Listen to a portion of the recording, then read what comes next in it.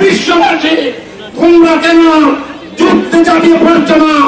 অথচ আবার বৃদ্ধ বনিতা নারী শিশু আজকে পৃথিবীতে নির্যাতিত হচ্ছে, নিষ্পেষিত হচ্ছে।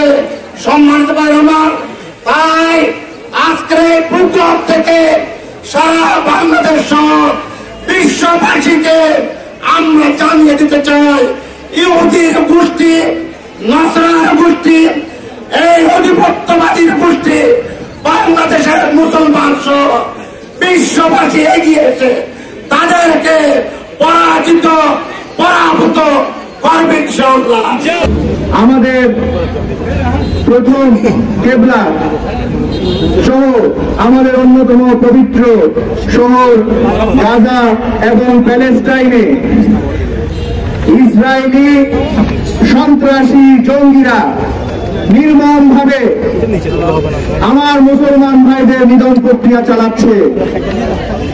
একজন মুসলমান হিসেবে আমি আজ অত্যন্ত লজ্জিত যে এই বক্তৃতা এবং বিক্ষোভ মিছিলে অংশগ্রহণ ছাড়া আমরা আজ আমার প্যালেস্টাইনের সেই ভাইদের জন্য কিছুই করতে পারছি না।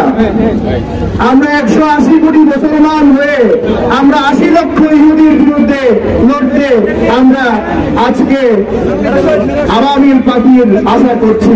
এটা আমাদের জন্য অত্যন্ত লজ্জাদায়ক।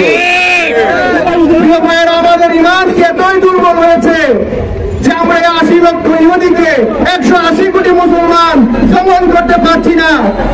আমাদের ইমান শক্তিকে আল্লাহ জাগরুক করুন। আমি আমাদের মাননীয় প্রধান উপদেষ্টা ডক্টর ইউনূস স্যারের প্রতি দৃষ্টি আকর্ষণ করছি। মাননীয় প্রধান উপদেষ্টা, যে কয়জন মুসলমান প্রধান রাষ্ট্রের আছে আমি মনে করি তার মধ্যে আপনি আন্তর্জাতিকভাবে সবচাইতে গ্রহণযোগ্য। আপনি জাতিসংঘের মহাসচিবকে রোহিঙ্গা ক্যাম্পেইনে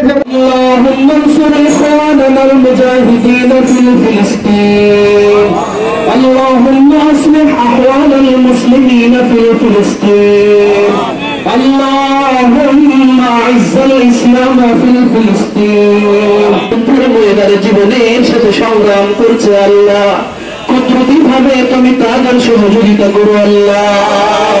আল্লাহ, আমরা যারা দাঁড়িয়েছি একত্রিত হয়েছি অন্তরের মধ্যে ইসরায়েলের জন্য ঘৃণা সৃষ্টি করে দাও আল্লাহ। আল্লাহ, ইসরায়েলের যাবতীয় পণ্য বয়কট করার তৌফিক দান করো আল্লাহ। সাল্লাল্লাহু তাআলা আলা খায়রি খালকিহি মুহাম্মাদিন ওয়া আলিহি ওয়া আসহাবিহি আজমাইন।